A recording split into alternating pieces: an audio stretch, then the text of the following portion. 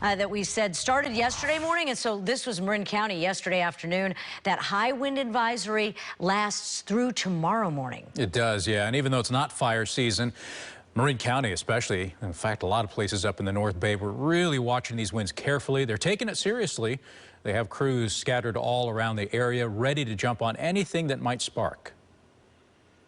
Even though, we're in the winter season, we just haven't had the rain that we would normally be getting during this month. Our last rain's been over a month ago. So our fuel conditions are primed for a wind event like this to actually have a fire that could spread. And just like we saw in Monterey, that fire, put 1,000 acres down in one night. So we're taking it seriously. And again, be on the lookout, be careful, because the winds will last through tomorrow morning. So there's a burn ban in Marin County. Also, the fire department is asking you to avoid certain areas like the Mount Tam watershed, at least until later this week. Yeah.